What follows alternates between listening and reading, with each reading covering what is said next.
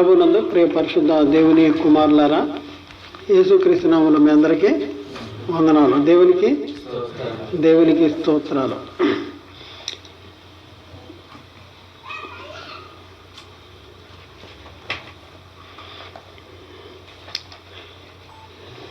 ఈరోజు మన పాఠము ధర్మశాస్త్రము ఎప్పటి వరకు అమల్లో ఉంటుంది.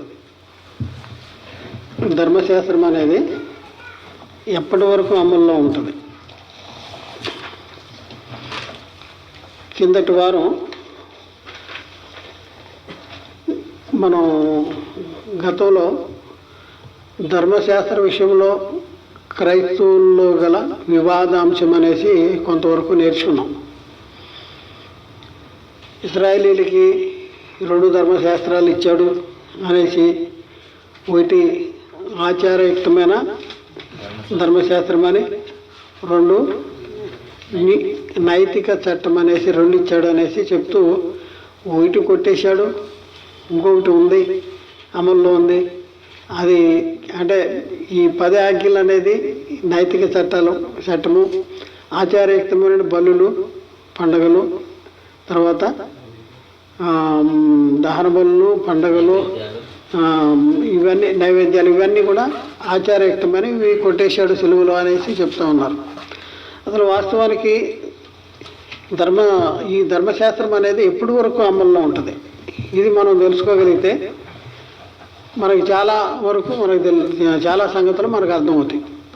అయితే ధర్మశాస్త్రం ఎప్పటి వరకు అమల్లో ఉంటుంది అనేసి మనం బైబిల్ని అడిగితే, బైబిల్లో మరి ఇంచుమించు ఇంకా చాలా సంగతులు ఉన్నాయి, కానీ మనం కొంతవరకు ఒక 5 సంగతులు మనం ధర్మశాస్త్రం ఎప్పటి వరకు అమల్లో ఉంటుంది అనే సంగతిని మనం తెలుసుకోవడానికి ఒక 5 పాయింట్లు మనం గమనించామన్నమాట.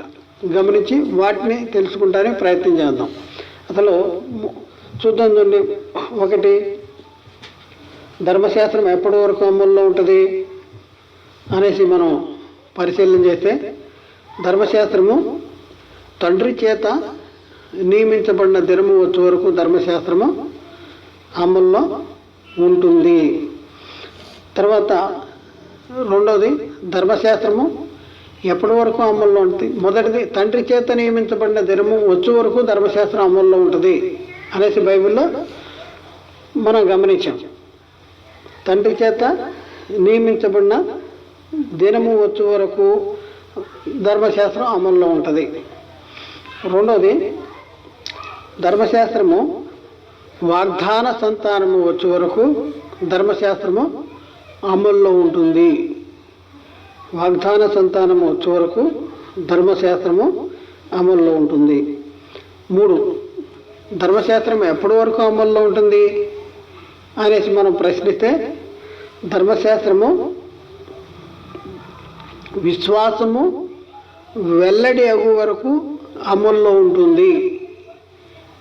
విశ్వాసము వెల్లడి అగు వరకు ధర్మశాస్త్రము అమల్లో ఉంటుంది.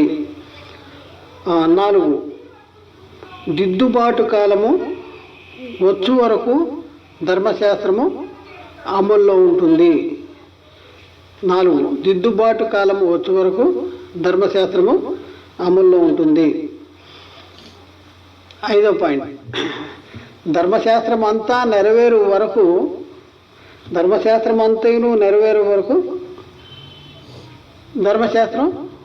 అమల్లో ఉంటుంది. 5 పాయింట్లు మనం బైబిల్ గ్రంథంలో ధర్మశాస్త్రం ఎప్పటి వరకు అమల్లో ఉంటుంది అనేది మనం తెలుసుకోవడానికి ఇంచుమించు ఈ 5 పాయింట్లు. మొదటిది, ధర్మశాస్త్రం ఎప్పటి వరకు అమల్లో ఉంటుందంటే తండ్రి చేత నియమించబడిన దినం వచ్చే వరకు అమల్లో ఉంటుంది. 2వది, ధర్మశాస్త్రం ఎప్పటి వరకు అమల్లో ఉంటుందంటే ధర్మశాస్త్రము వాగ్దాన సంతానము వచ్చే వరకు అమల్లో ఉంటుంది. ధర్మశాస్త్రం ఎప్పటి వరకు అమల్లో ఉంటుంది అంటే ధర్మశాస్త్రము విశ్వాసము వెల్లడి అగు వరకు అమల్లో ఉంటుంది. ఆ తర్వాత ధర్మశాస్త్రం ఎప్పటి వరకు అమల్లో ఉంటుంది అంటే ధర్మశాస్త్రము దిద్దుబాటు కాలము వచ్చే వరకు అమల్లో ఉంటుంది. ఆ తర్వాత 5వ పాయింట్, ధర్మశాస్త్రము ఎప్పటి వరకు అమల్లో ఉంటుంది, ధర్మశాస్త్రం అంతా నెరవేరు వరకు ధర్మశాస్త్రం అమల్లో ఉంటుంది అనేసి మనం గమనించాం బైబిల్లో. అయితే వీటికి వివరణ కావాలి, వీటికి వివరణ కావాలి. అయితే ఇప్పుడు మనం ఒక అంశాన్ని గురించి ఈరోజు మనం నేర్చుకుంటానికి ప్రయత్నం చేద్దాం. ఇందులో 5 పాయింట్లలో ఒక అంశాన్ని గురించి నేర్చుకుంటానికి ప్రయత్నం చేద్దాం. ధర్మశాస్త్రం ఎప్పటి వరకు అమల్లో ఉంటుంది అనేసి మనం బైబిల్ని అడిగితే, ధర్మశాస్త్రము తండ్రి చేత నియమించబడిన దినము వచ్చు వరకు ధర్మశాస్త్రము అమల్లో ఉంటుంది. తండ్రి చేత నియమించబడిన దినము వచ్చు వరకు ధర్మశాస్త్రం అమల్లో ఉంటుంది. ముందు తండ్రి చేత నియమించబడిన దినం అంటే ఏంటి? తండ్రి చేత నియమించబడిన దినం వరకు ధర్మశాస్త్రం అమల్లో ఉంటుంది అంటే అర్థం ఏంటి? ఇది మనం తెలుసుకోవాలి. తండ్రి చేత నియమించబడిన దినం ఏంటి అంటే, తండ్రి అంటే ఎవరు? దేవుడు. తండ్రి అయిన దేవుడు. తండ్రి అనే దేవుని చేత నియమించబడిన దినం అంట. దేవుడు ఒక దినాన్ని నియమించాడు. దేనికి నియమించాడు? ఆ దినాన్ని దేనికి నియమించాడు? ఆ దినమున ఏం జరుగుద్దని నియమించాడు? ఏం జరిగితే ఎలాంటి పరిస్థితులు మరి నెలకొంటే అనేసి నియమించాడు ఆ దినాన్న. ఇది మనం తెలుసుకోవాలి. దేవుని చేత తండ్రి చేత నియమించబడిన దినం అంటే దేవుని చేత నియమించబడిన. గలతీ పత్రిక 4వ అధ్యాయం 1 నుంచి 7 చదువుదాం. గలతీ పత్రిక 4వ అధ్యాయము 1 నుంచి 7 వచనాలు. మరియు నేను చెప్పినదేమనగా, వారసుడు అన్నింటికీ కర్త అయి ఉన్నను, బాలుడై ఉన్నంత కాలము అతనికిని దాసునికిని ఏ భేదమును లేదు. చూడండి, ఇక్కడ ఏమంటాడు? మరియు నేను చెప్పినదేమనగా, వారసుడు అన్నింటికీ కర్త అయి ఉన్నను, బాలుడై ఉన్నంత కాలము అతనికిని దాసునికిని ఏ భేదమును లేదు. తండ్రి చేత నిర్ణయించబడిన దినము వచ్చు వరకు అతడు సంరక్షకుల యొక్క గృహ నిర్వాహకుని యొక్క అధీనములో ఉండును. చూడండి, అటువలే. చూడండి, మన గురించి చెప్పటానికి ముందు ఒక ఎగ్జాంపుల్ చెప్పాడు. మన గురించి చెప్పడానికి ముందు ఒక ఎగ్జాంపుల్ చెప్పాడు. ఏంటది? నేను చెప్పినదేమనగా, వారసుడు అన్నింటికీ కర్త అయి ఉన్నను, బాలుడై ఉన్నంత కాలము అతనికిని. చూడండి, బాలుడిగా ఉన్నప్పుడు వారసుడే కానీ బాలుడిగా ఉంటే అతనికిని దాసునికి ఏ భేదము లేదంట. ఎవరెవరికి భేదం లేదు? వారసుడే కానీ బాలుడు. వారసుడే, ఆస్తికి వారసుడు బాలుడు. అతను దాన్ని స్వతంత్రించుకోగలడా? స్వతంత్రించుకోలేడు. ఎప్పుడు అంటే ఎందుకు స్వతంత్రించుకోలేడు? బాలుడు గనక. బాలుడే ఉన్నంత వరకు అతనికిని దాసునికి ఏ భేదము లేదు. తర్వాత తండ్రి చేత నిర్ణయించబడిన దినము వచ్చే వరకు బాలుడిగా ఉన్నప్పుడు ఏం చేస్తాడు? సంరక్షకుని యొక్కయు గృహ నిర్వాహకుని యొక్కయు అధీనములో ఉండును. చూడండి అని చెప్పుకుంటా, అటువలే మనమును బాలురమై ఉన్నప్పుడు లోక సంబంధమైన మూలపాఠములకు లోబడి దాసులమై ఉంటిమి. అయితే కాలము పరిపూర్ణమైనప్పుడు దేవుని తన కుమారుని పంపెను. ఆయన స్త్రీ యందు పుట్టి మనము దత్తపుత్రులము కావాలని ధర్మశాస్త్రమునకు లోబడి ఉన్నవారిని విమోచించుటకై. చాలండి, ఇక్కడ మనం చూసుకున్నప్పుడు అసలు తండ్రి చేత నియమించబడిన దినమేది, ఇది మనకు కావాలి. అటువలే మీరు బాలుడిగా ఉన్నప్పుడు అని చెప్పుకుంటూ వచ్చేసి ఏం చెప్తున్నాడు? అటువలే మనము బాలురమై ఉన్నప్పుడు లోక సంబంధమైన మూలపాఠాలకి లోబడి ఉన్నాము, దాసులమై ఉన్నాము. అంటే బాలురమై ఉండటం అంటే అర్థమేంటి? ఇక్కడ బాలురమై ఉండటం అంటే అర్థమేంటి? ఇప్పుడు వాగ్దానానికి వారసులుగా ఉన్నారు వీళ్ళు. ఇశ్రాయేలీయులు వాగ్దానానికి వారసులుగా ఉన్నారు. అయితే వాగ్దానానికి వారసులుగా ఉన్నారు, కానీ తండ్రి చేత నియమించబడిన దినం అనేది ఒకటి ఉంది. అప్పటి వరకు వీళ్ళు వారసులైనా సరే దాసులతో సమానంగా ఉన్నారు. వారసులైనా కూడా దాసులతో సమానంగా ఉన్నారు. తండ్రి చేత నియమించబడిన దినం ఒకటి ఉంది. ఆ దినము వచ్చే వరకు వీళ్ళు ఎలా ఉన్నారంటే వారసులే కానీ దాసులుగా ఉన్నారు. అయితే తండ్రి ఆయన చెప్పుకుంటూ వచ్చేసి ఇశ్రాయేలీయుల పరిస్థితి చెప్తున్నాడు. మనమును బాలురమైనప్పుడు లోక సంబంధమైన మూలపాఠాల విషయంలో లోబడి దాసులమై ఉంటిమి అంటాడు. అంటే ఇక్కడ ఏం చెప్తున్నాడు? ధర్మశాస్త్రానికి లోబడి ఉన్న పరిస్థితిని గుర్తు చేస్తూ, ధర్మశాస్త్రానికి లోబడి ఉన్నప్పుడు దేనికి లోబడి ఉన్నారంట? ఈ లోక సంబంధమైన మూలపాఠాలకి లోబడి ఉన్నారు. అయితే వీళ్ళు వారసులా కాదంటే వారసులే కానీ వీళ్ళు బాలురు కాబట్టి వీళ్ళు దాసునికి వీళ్ళకి ఏమీ తేడా లేదంటారు. అయితే వీళ్ళు ఎప్పుడు వారసులుగా మారుతారు? ఎప్పుడు వారసులు అవుతారు? ఇది కావాలి, తండ్రి చేత నియమించబడిన దినం. అయితే ఏది తండ్రి చేత నియమించబడిన దినం? తండ్రి చేత నియమించబడిన దినాన్న వీళ్ళు ఏమవుతారు? వారసులు అవుతారు. ఏది తండ్రి చేత నియమించబడిన దినము? ఇది మనకు కావాలి. తండ్రి చేత నియమించబడిన దినం ఏంటి? ఇక్కడ మనం చూద్దాం. చూడండి, అపోస్తల కార్యాల్లో 3వ అధ్యాయము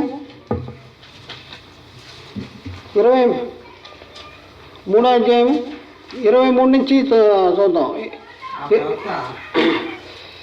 24 నుంచి చదవండి. మరియు ఇక్కడ సమూయేలు మొదలుకొని ఎందరూ ప్రవక్తలు ప్రవచించురో వారందరూ ఈ దినమును గురించే ఏ దినాన్ని గురించి ప్రకటన చేశారు? తండ్రి చేత నియమించబడిన దినాన్ని గురించి ప్రకటన చేశారు. మరియు సమూయేలు మొదలుకుని ఎందరూ ప్రవక్తలు ప్రవచించరో వారందరూ ఈ దినమును గురించే ప్రవచించిరి. దేవుడు అబ్రహాముతో నీ సంతానమందు భూలోక వంశములన్నీ ఆశీర్వదించబడినని చెప్పి మీ పితరులతో చేసిన నిబంధనకు మీరు వారసులై ఉన్నారు. దేవుడు తన సేవకుని పుట్టించి మీలో ప్రతివానిని వాని దుష్టత్వము నుండి మళ్లించటం వలన మిమ్మును ఆశీర్వదించుటకు ఆయనను మొదట మీ యొద్దకు పంపెనని చెప్పాను. ఇప్పుడు మనం వీళ్ళు ఆశీర్వదించబడాలంటే ఏ దినం కావాలి? ఆశీర్వదించబడే దినమేది? ఎప్పుడు ఆశీర్వదించబడతారు? తండ్రి చేత నియమించబడిన దినం అంటే ఏది? తండ్రి చేత నియమించబడిన దినం వరకు కూడా వీళ్ళు స్వతంత్రులే కానీ బాలురుగా ఉంటారు. బాలురు అంటే దాసులుగా ఉంటారు. వీళ్ళు స్వతంత్రులు కావాలంటే వీళ్ళు తండ్రి చేత నియమించబడిన దినం రావాలంటున్నాడు. ఏ దినము? తండ్రి చేత నియమించబడిన దినం. ఇది మనకు కావాలి. ఇప్పుడు మన చదివిన వచనంలో ఏముంది? ఇప్పుడు మన చదివిన వచనంలో సమూయేలు మొదలుకుని ఎందరూ ప్రవక్తలు ప్రవచించరు ఆ ప్రవక్తలందరూ ఈ దినాన్ని గురించే ప్రకటన చేశారు. ఈ దినమును గురించే ప్రకటన చేశారండి. ఏ దినాన్ని గురించి ప్రకటన చేశారు? తండ్రి చేత నియమించబడిన దినాన్ని గురించి ప్రకటన చేశారు. ఆ దినము ఏది? వారసులయ్యే దినమేది? దాసత్వము నుండి విడిపించబడే దినమేది? వారసత్వాన్ని పొందుకునే దినమేది? ఇది మనకు కావాలి. ఎప్పటి వరకు దాసులుగా ఉంటారంట? బాలురుగా ఉన్నంత వరకు. అయితే తండ్రి చేత నియమించబడిన దినం వచ్చినప్పుడు వీళ్ళు స్వతంత్రులుగా మారుతారు. అయితే దీని గురించి సమూయేలు మొదలుకొని ఎంతమంది ప్రవక్తలు ప్రవచించారో ఆ ప్రవక్తలందరూ కూడా ఈ దినాన్ని గురించే ప్రవచించారు అంటాడు. మరియు అని చెప్పుకుంటూ వచ్చి ఇంకేం చెప్తున్నాడు?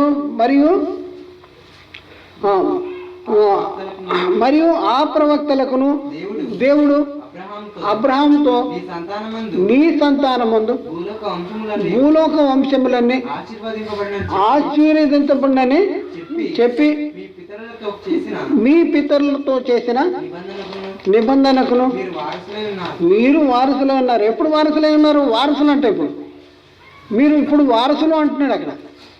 అదే ఏ దినం వచ్చిందని వీళ్ళని వారసులు అంటున్నారు. మీరు మీ పితరులతో చేసిన నిబంధనకు మీరు వారసులే ఉన్నారు అంటాడు. అంటే వీళ్ళు వారసులు.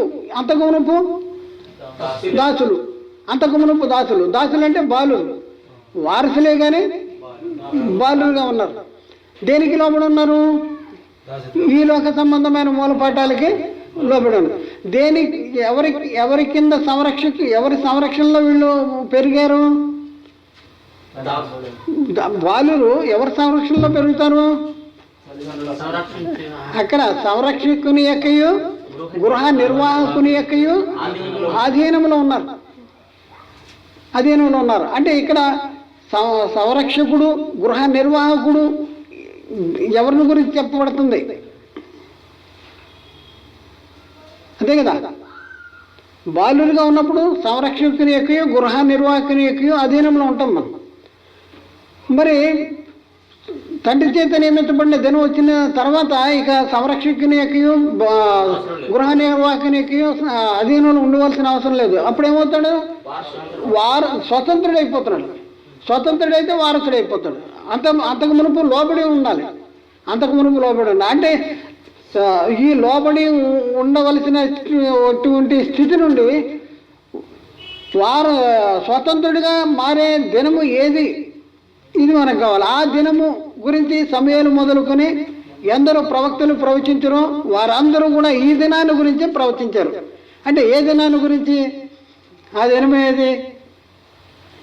ఇది మనకు తండ్రి చేత నియమించబడినాం. ఏ దినము తండ్రి చేత నియమించబడిన దినం? చెప్పండి. ఏ దినము తండ్రి చేత నియమించబడిన దినం? ఏ దినము? క్రీస్తు మరణ దినము మాత్రమే కాదు.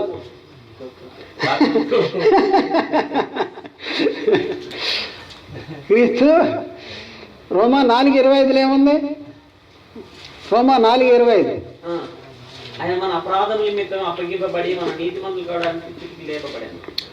ఇప్పుడు క్రీస్తు మరణ దినము అంటున్నాం అనుకోండి. క్రీస్తు మరణ దినం అంటే ఇక్కడ 1 కొరింథీ పత్రిక 15వ అధ్యాయంలో 1 కొరింథీ 15వ అధ్యాయంలో ఇక్కడ 12వ వచనం కానించి వీళ్ళు ఏం ప్రకటన చేస్తున్నారు? అపోస్తుల కార్యం అంతట్లో కూడా మీరు సిలువ వేసిన ఈ యేసుని దేవుడు క్రీస్తును ప్రభువుగాను క్రీస్తుగాను నియమించను. మీరు మరణానికి అప్పగించారు. దేవుడు మృతుల్లోండి ఆయన లేపాడు. దేవుడు అపోస్తుల కార్యాలు అంటే క్రీస్తు పునరుద్ధానాన్ని గురించి చెప్తా ఉన్నారు. క్రీస్తు పునరుద్ధానాన్ని గురించి ఎందుకు చెప్పవలసి వచ్చింది? క్రీస్తు పునరుద్ధానములో ఏమి వెల్లడైంది? మరణము నిరర్థకమైపోయింది. జీవము అక్షయత. అంతకు మునుపు దేనికి దాసులుగా ఉన్నారు?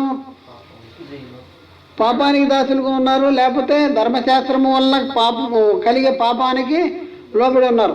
అయితే ఏ దినమున మనం పరిశీలన చేసుకుంటే ఏ దినాన్న మరణము నిరర్థకమైపోతుంది, జీవము అక్షయత సువార్త వల్ల వెలుగులోనికి వస్తుంది. లేకపోతే అబ్రహాముకి ఇవ్వబడిన వాగ్దాన నెరవేర్పు అనేది ఏ దినాన్న జరుగుద్ది? క్రీస్తు పునరుద్ధానం. రోమా 4:25 ఉంది. ఆయన మన అపరాధముల నిమిత్తమే అప్పగించబడి మనము నీతిమంతులుగా తీర్చబడటానికి ఆయన లేపబడను. చూడండి, క్రీస్తు అప్పగించబడిపోతే సరిపోదు, ఏమవ్వాలి? ఇప్పుడు అప్పటి వరకు కూడా యేసుక్రీస్తు మృతుల్లోని తిరిగి లేచేటంత వరకు కూడా చనిపోయిన వారు ఏమవుతున్నారనేసి ఒక నిరీక్షణ లేదు. అందుకనే పౌలు అంటాడు, సహోదరులారా, నిరీక్షణ లేని ఇతరుల వలె మనము దుఃఖపడకుండుటకు నిద్రించిన వారిని గురించి మీకు తెలియకుండుట నాకు ఇష్టము లేదు అంటాడు. క్రీస్తు మృతి పొంది చదువుతాం 1వ దశలోనిక 4వ అధ్యాయంలో 13-14 చదువుతాం. సహోదరులారా, నిరీక్షణ లేని ఇతరుల వలె మీరు దుఃఖపడకుండా నిమిత్తము నిద్రించిన వారిని గురించి మీకు తెలియకుండా మాకు ఇష్టం లేదు. యేసు మృతి పొంది తిరిగి లేచనని మనము నమ్మిన ఎడల అదే ప్రకారము యేసునందు నిద్రించిన వారిని దేవుడు ఆయనతో కూడా వెంట పెట్టుకుని వచ్చును. చాలండి ఇక్కడ ఏముంది? సహోదరులారా, నిరీక్షణ లేని ఇతరుల వల్ల మీరు దుఃఖపడకుండా నిమిత్తము నిద్రించిన వారిని గురించి మీకు తెలియకుండా మాకు ఇష్టము లేదు అని చెప్పేసి యేసు 16వ వచనం చూద్దాం. ఆర్భాటంతోను 15వ వచనం కానించి మేము ప్రభు మాటను బట్టి మీతో చెప్పున్నదేమనగా ప్రభువు రాకడ వరకు సజీవులమై నిలిచిండు మనము నిద్రించిన వారి కంటే ముందుగా ఆయన సన్నిధికి చేరము. ఆర్భాటంతోను ప్రధాన దూత శబ్దంతోను దేవుని బోరతోను పరలోకము నుండి ప్రభు దిగివచ్చును. ఏమంటున్నారు? క్రీస్తునందుండి మృతులైన వారు ఏంటంటే క్రీస్తునందుండి మృతులైన వారు లేస్తారా అంటే మొదట లేస్తారు. ఆ మీదట సజీవులమై నిలిచిండి మనమును వారితో కూడా ఏకముగా ప్రభువుని ఎదుర్కొంటకు ఆకాశ మండలానికి మేఘాల మీద కొనుగోబడతాం. అయితే ఇక్కడ మనం చూసుకుంటే తండ్రి చేత నియమించబడిన దినమేది? ఒకవేళ యేసుక్రీస్తు మృతుల్లోండి తిరిగి లేకపోతే మన పరిస్థితి ఎలా ఉండేది? వీళ్ళు అపోస్తలులు క్రీస్తు పునరుద్ధానాన్ని గురించి ప్రకటన చేస్తూ వస్తుంటే కొంతమంది మృతులు పునరుద్ధానమే లేదని చెప్పేటటువంటి వాళ్ళు కొంతమంది బయలుదేరారు. అప్పుడు అపోస్తలులైన పౌలు వాళ్ళతో మాట్లాడుతూ అంటున్నాడు. 1 కొరింథీ పత్రిక 15వ అధ్యాయంలో 12వ వచనం నుంచి మనం చూసుకుంటే 15వ అధ్యాయం 12వ వచనంలో చూసుకుంటే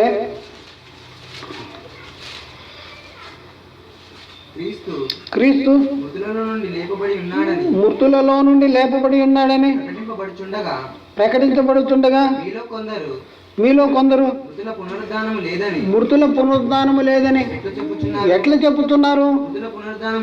చూడండి, ఏంటంటే మృతుల పునరుద్ధానము లేని ఎడల క్రీస్తు కూడా లేపబడి ఉండలేదు, మరియు క్రీస్తు లేపబడి ఉండని ఎడల మేము చేయు ప్రకటన కూడా వ్యర్థమే, మీ విశ్వాసమును వ్యర్థమే. దేవుడు క్రీస్తుని లేపినని ఆయనను గూర్చి మేము సాక్ష్యము చెప్పి ఉన్నాము కదా. మృతులు లేపబడిన ఎడల దేవుడు ఆయనను లేపలేదు కదా. మేమును దేవుని విషయమై అబద్ధపు సాక్షులముగా ఆగపడుతున్నాము. మృతులు లేపబడిన ఎడల క్రీస్తు కూడా లేపబడలేదు. క్రీస్తు లేపబడిన ఎడల మీ విశ్వాసము వ్యర్థమే, మీరింకను మీ పాపములోనే ఉన్నారు. అంతేకాదు క్రీస్తునందు నిద్రించిన వారు కూడా నశించారు. ఇప్పుడు క్రీస్తు మృతుల్లోని తిరిగి లేకపోతే ఇవన్నీ జరుగుతాయి అంటాడు. క్రీస్తు మృతుల్లోని తిరిగి లేస్తే ఏమవుతుంది? దీనికి ఆపోజిట్. వీటన్నిటి క్రీస్తునందు నిద్రించిన వారు ఇక్కడ నశించారంటాడు. వాళ్ళు క్రీస్తునందు నిద్రించిన వారు నశిస్తారా? క్రీస్తునందు నిద్రించిన వారు నశించే అవసరం లేదు, నశించరు. ఎందుకంటే మృతుల్లోండి తిరిగి లేచిన యేసు క్రీస్తు మీద మరణం అధికారము లేదని మనము ఆయన మరణ సమాధి పునరుద్ధానములు ఐక్యము గలవారమై ఉంటే మన మీద కూడా మరణం అధికారము ఉండదు. రోమపత్రిక 6వ అధ్యాయంలో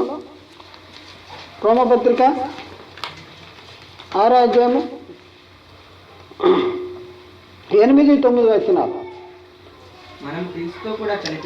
మనము క్రీస్తుతో కూడా చనిపోయిన ఎడల మృతులలో నుండి లేచిన క్రీస్తు మృతుల్లో నుండి లేచిన క్రీస్తు ఇక చనిపోడని మరణమునకు ఇకను ఆయన మీద ప్రభుత్వము లేదని ఎరిగి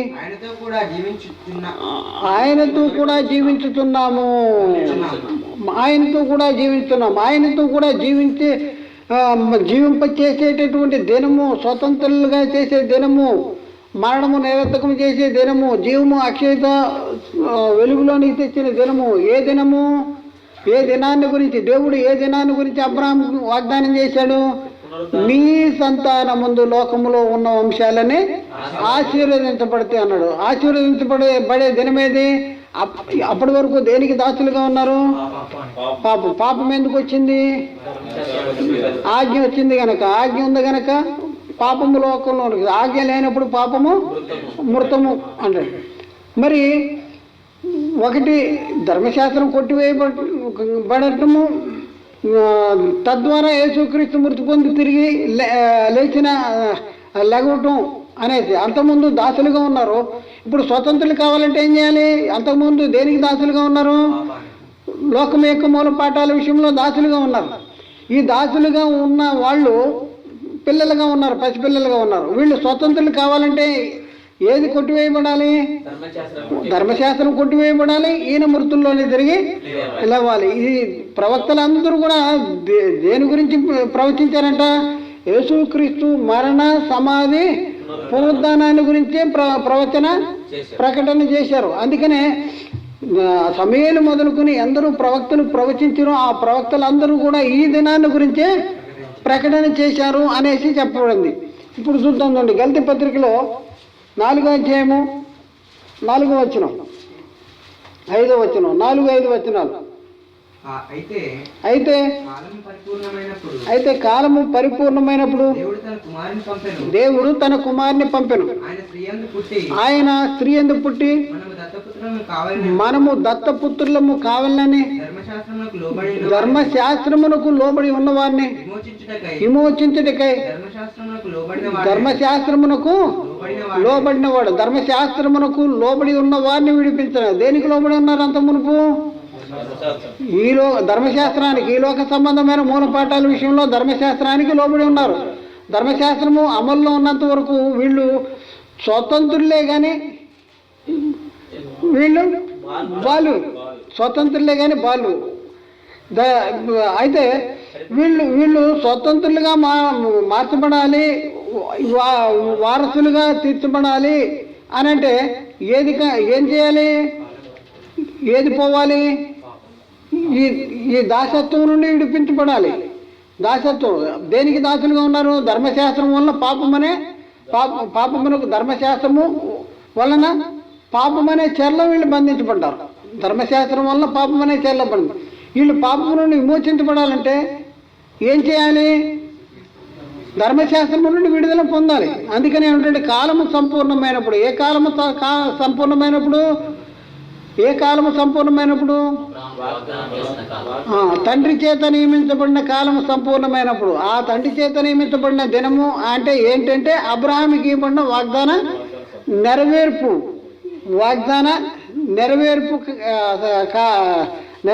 కాలము, లేకపోతే నెరవేర్పు దినము.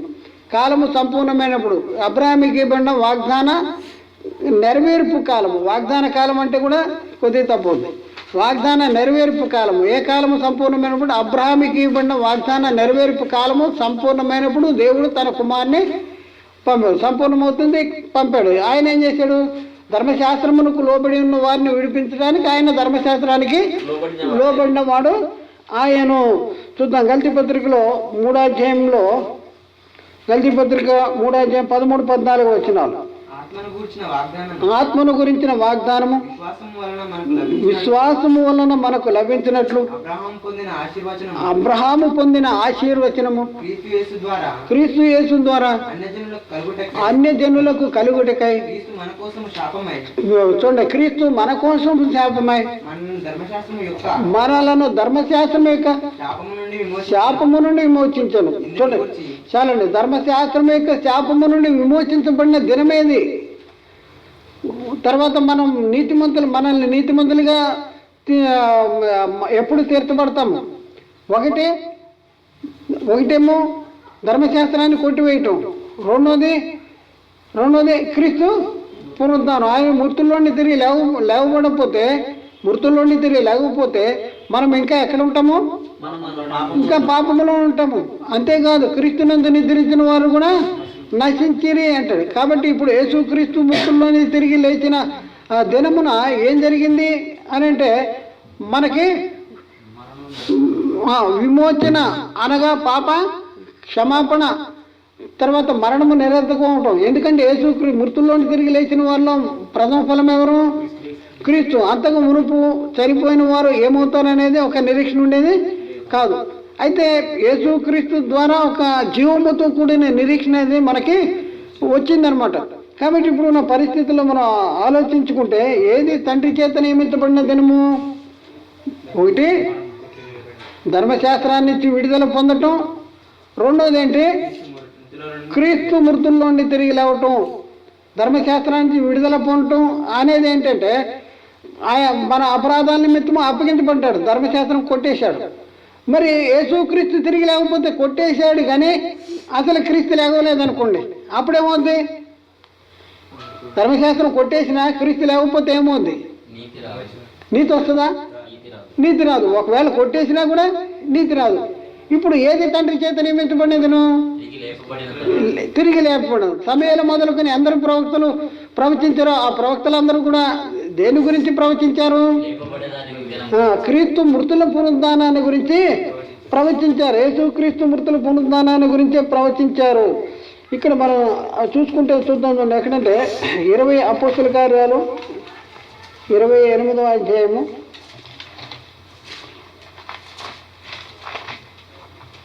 23వ వచనం. పౌలు అపోస్తలుడైన పౌలు ఏం చెప్తా ఉన్నాడు? అతని బసలోనికి అనేకులు వచ్చిరి. ఉదయం నుండి సాయంకాలం వరకు అతడు దేవుని రాజ్యమును గురించి పూర్తిగా సాక్ష్యమిచ్చుచు మోషే ధర్మశాస్త్రంలో నుండి ప్రవక్తల వచనములో నుండి సంగతులను ఎత్తి యేసును గూర్చి చూడండి, యేసును గూర్చి వివరముగా బోధించుచు వారిని ఒప్పించుచుండెను. చూడండి, యేసుని గురించి వివరముగా బోధించుచు వారిని ఒప్పించుచుండెను. ఏంటి వివరముగా బోధిస్తున్నాడు? ఏమి వాళ్ళని ఒప్పించేది ఏంటి? ఆయన మరిగి పుట్టాడని చెప్తున్నారా వివరంగా బోధించటం అంటే? లేకపోతే యేసుక్రీస్తు ద్వారా మనకి కష్టాలన్నీ పోతాయని చెప్తున్నాడా? యేసుక్రీస్తు ద్వారా మనకు పిల్లలు పుడతారని చెప్తున్నాడా? వివరముగా బోధిస్తున్నాడు యేసుక్రీస్తుని గురించి. ఏంటి వివరముగా బోధించేది? ప్రవక్తలు చెప్పిన దాన్ని ఇదిగో క్రీస్తులో నెరవేరింది అనేసి వాళ్ళకి వివరంగా చెప్పి యేసుక్రీస్తులో మృతుల పునరుద్ధానం ఉంది, యేసుక్రీస్తులో నమ్ముకుంటే మనము జీవించి ఉన్నా చనిపోయినా మనం ఆయనతో కూడా జీవించిన నిమిత్తము ఆయన మృతి పొంది తిరిగి లేచాడు. మొదటి దశలోనికి 5వ అధ్యాయము 10వ వచనం చూద్దాం. మొదటి దశలోనిక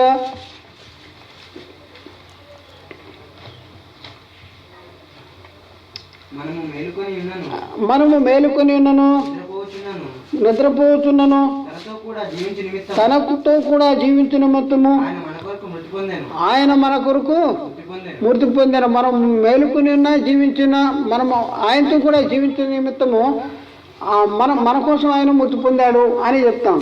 కాబట్టి ఇప్పుడు ఏది తండ్రి చేత నియమించబడిన దినము? యేసుక్రీస్తు. ఒకటి మన అపరాధాల నిమిత్తము అప్పగించబడ్డాడు, మనల్ని నీతిమంతుడిగా తీర్చడానికి తిరిగి లేపబడ్డాడు. మరి ఆయన చనిపోయాడు కదా. ఆయన చనిపోయేటప్పుడు ధర్మశాస్త్రాన్ని కొట్టివేయకోకుండా చనిపోయాడు అనుకోండి, చనిపోయి తిరిగి లేచాడు, ధర్మశాస్త్రం ఉండిపోద్ది. ఆయన చనిపోయి తిరిగి లేచాడు కానీ ధర్మశాస్త్రం ఉండిపోయింది. మరి అప్పుడు నీతిమంతులుగా తీర్చబడతారా? లేదు. విడుదల పొందాం కదా. అది దాని నుండి విడుదల పొందాలంటే ఏం కావాలి? ముందు కొట్టేయాలి, మృతుల్లోండి తిరిగి లేవాలి. కొట్టేయాలి, మృతుల్లోండి తిరిగి లేవాలి. చూద్దాం కొన్ని ఆయన ధర్మశాస్త్రాన్ని కొట్టేశాడనే సంగతులు కొన్ని బైబిల్లో. ఎఫ్సీ పత్రిక 2వ అధ్యాయము 14వ వచనం. గలతీ ఎఫ్సీ పత్రిక 2:14. ఆయన మన సమాధానమైండి మీకును మాకును ఉండిన ద్వేషమును అనగా విధిరూపకమైన ఆజ్ఞలు గల ధర్మశాస్త్రమును తన శరీరమందు కొట్టివేయడి చేత ముందు ఏం చేశాడండి? విధిరూపకమైన ఆజ్ఞలు గల ధర్మశాస్త్రమును తన శరీరమందు కొట్టివేసి మధ్య గోడను పడగొట్టి ఉభయంలో ఏకం చేశాడు. ఉభయంలో ఏకం చేసి ఇట్లు సంధి చేసి వీరిద్దరిని తన యందు ఒక్క నూతన పురుషునిగా సృష్టించి తన సిలువ వలన ఆ ద్వేషమును సంహరించి దాని ద్వారా వీరిద్దరిని ఏక శరీరంగా చేశాడు. చాలండి. అయితే ఈ ద్వేషం అనేది తీసేయకుండా ఆయన చనిపోతే వీళ్ళకి పాప క్షమాపణ పొందా, వీళ్ళు స్వతంత్రులుగా ఉంటారంటే దేనికి లోబడి ఉన్నారు? ధర్మశాస్త్రం. యేసుక్రీస్తు వచ్చిందే ధర్మశాస్త్రాన్ని కొట్టివేయటానికి. యేసుక్రీస్తు వచ్చిందే ధర్మశాస్త్రం. ఎందుకు అంటే ఏ భేదము లేదు, అందరూ పాపమునకు లోనే ఉన్నారు. యూదులేమి గ్రీకు దేశస్తులేమి అందరినూ పాపము చేసి దేవుడు అనుగ్రహించి మహిమను పొందలేకపోతున్నారు. అలాంటి పరిస్థితుల్లో లోకమంతా ఒక పెద్ద సమాధిగా ఉన్న పరిస్థితుల్లో అందరూ కూడా జీవించుతున్నామని పేరు మాత్రము మృతులుగా ఉన్నటువంటి పరిస్థితుల్లో దేవుడు తన కుమారుణ్ణి ఈ లోకానికి పంపించాడు. ఎందుకు పంపించాడు? ఎవరికి ఇవ్వబడిన వాగ్దానాన్ని నెరవేర్చడానికి దేవుడు యేసుక్రీస్తుని ఈ లోకానికి పంపించాడు.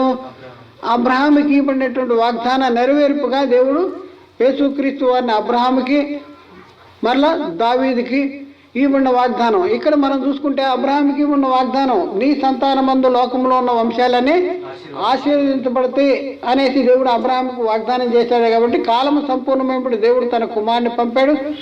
ఆయన స్త్రీ ఎందుకు పుట్టి ధర్మశాస్త్రానికి లోబడి ఉన్న వారిని విమోచించడానికి ధర్మశాస్త్రాన్ని లోబడ్డాడు. లోబడిన తర్వాత ఆయన ఏం చేశాడు?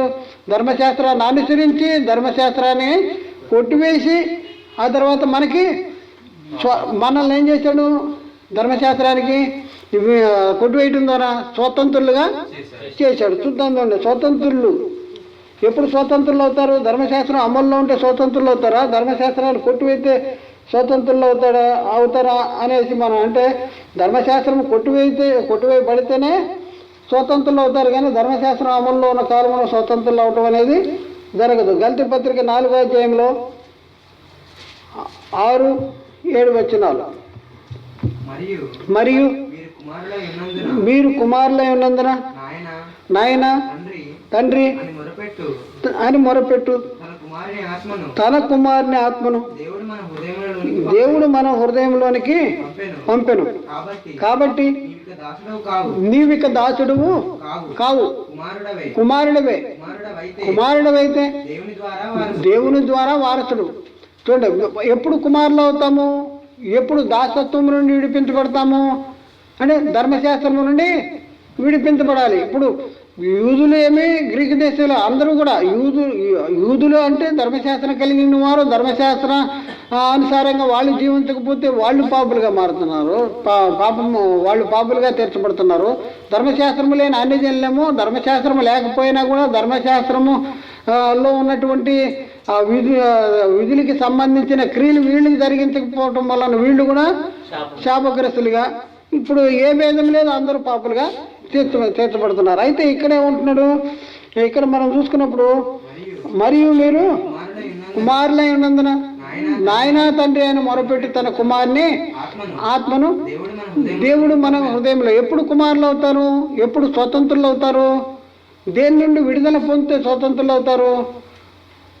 ఎప్పుడు స్వతంత్రులు అవుతారు అంటే ఒకటి ధర్మశాస్త్రాన్ని కొట్టివేయబడాలి, రెండోది యేసుక్రీస్తు మృతుల నుండి తిరిగి లేవాలి. చూద్దాం ఎక్కడంటే గల్తీ పత్రికలో 5వ అధ్యాయంలో 22 చదువుతాండి, లేకపోతే 21 నుంచి చూద్దాం. గల్తీ పత్రిక 4వ అధ్యాయం 21 నుంచి చూద్దాం. గల్తీ పత్రిక 4:21 ధర్మశాస్త్రమునకు లోబడి ఉండకోరు వారులారా, మీరు ధర్మశాస్త్రాన్ని వినుటలేదా? నాతో చెప్పుడి. దాసి వలన ఒకడును, స్వతంత్రురాలి వలన ఒకడును, ఇద్దరు కుమారులు అబ్రహామునకు కలిగి ఉన్నారు. చూడండి, ఇక్కడ ధర్మశాస్త్రాన్ని గురించి తర్వాత క్రీస్తు ద్వారా వచ్చినటువంటి క్రొత్త నిబంధన గురించి చెప్పుకుంటూ వచ్చి 2 నిబంధనల గురించి చెప్పుకుంటూ వచ్చి 2 స్త్రీలతో పోలుస్తూ ఉన్నాడు. ఒకటి స్వతంత్రాల వల్ల పుట్టిన స్వతంత్రాల వల్ల పుట్టిన కుమారులు, దాసి వల్ల పుట్టిన కుమారులు, వీళ్ళిద్దరి గురించి చెప్తా ఉన్నాడు. చూద్దామండి ఏమంటున్నాడు. ధర్మశాస్త్రమునకు లోబడి ఉన్న గోరుల వారులారా, మీరు ధర్మశాస్త్రమును వినటలేదా? నాతో చెప్పుడి. దాసి వలన ఒకడును, స్వతంత్రాల వలన ఒకడును, 2 కుమారులు అబ్రహామునకు కలిగిరని వ్రాయబడి ఉన్నది కదా. అయినను దాసి వలన పుట్టినవాడు శరీర ప్రకారం పుట్టింది, స్వతంత్రాల వలన పుట్టినవాడు వాగ్దానమును బట్టి పుట్టింది. చూడండి, అంటే దాసి వలన పుట్టినవాడు అంటే ధర్మశాస్త్రాన్ని బట్టి నీతిమంతుడిగా తీర్చబడేవాళ్ళు.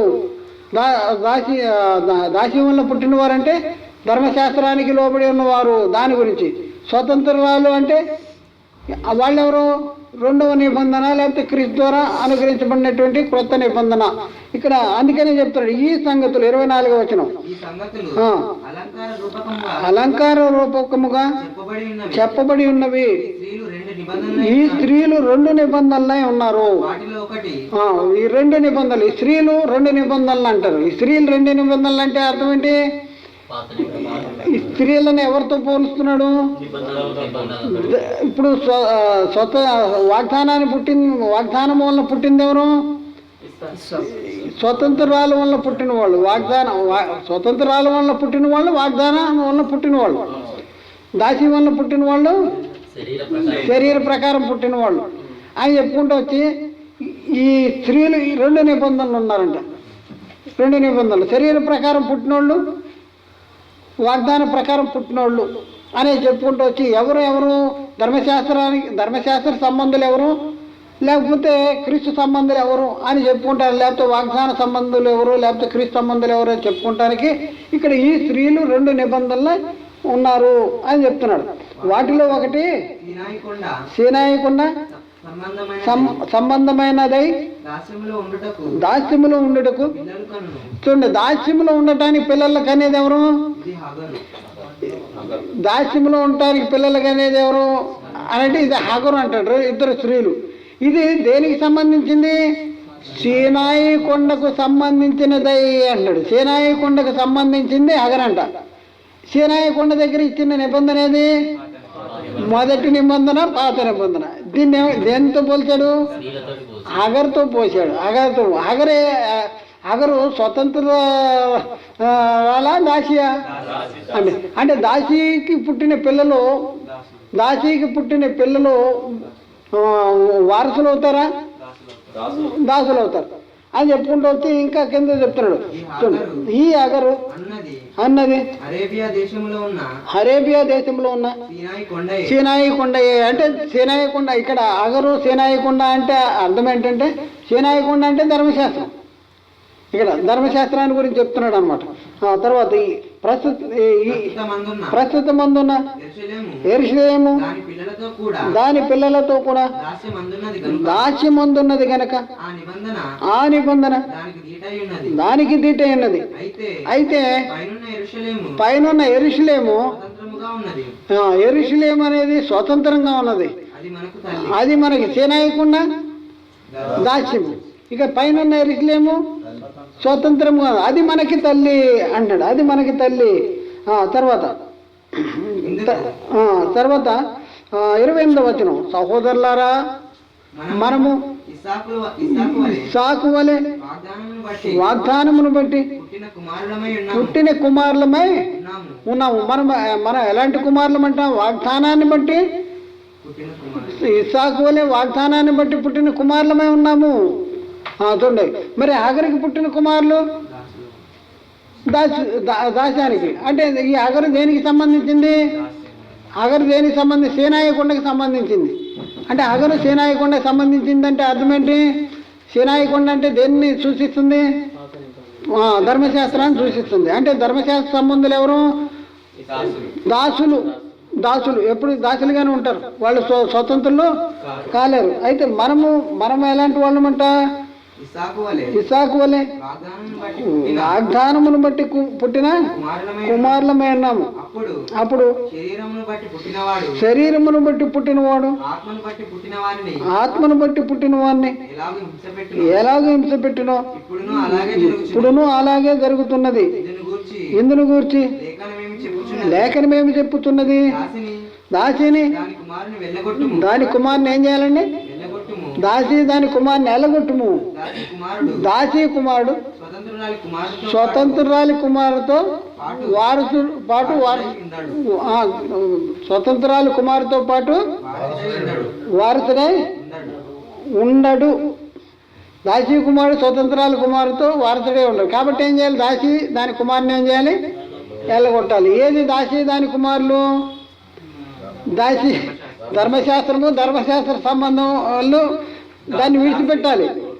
ధర్మశాస్త్ర సంబంధం విషయంలో మనం మృతి పొందితే అప్పుడు వాగ్దాన సంతానానికి మనం వాగ్దానానికి వారసులు అవుతాం. ధర్మశాస్త్ర విషయంలో చనిపోవాలి. ధర్మశాస్త్రం కొట్టివేయబడిపోయింది. ధర్మశాస్త్ర విషయంలో మనం చనిపోవాలి. అప్పుడు మనం దేనికి వారసులు అవుతాము? వాగ్దానానికి వారసులు అవుతాం. వాగ్దానానికి మనం ఎవరి సంబంధమైతే వాగ్దానానికి వారసులు అవుతాము? మనం ఎవరి దగ్గరికి రావాలి? మీరు అబ్రహాము సంతానమైతే ఆ పక్షమున మీరు క్రీస్తు సంబంధులైతే ఆ పక్షమున అబ్రహాము సంతానమైండి వాగ్దానానికి వారసులే ఉంటారు. ఎక్కడుంది? గలతీ పత్రిక 3వ అధ్యాయంలో ఆఖరిలో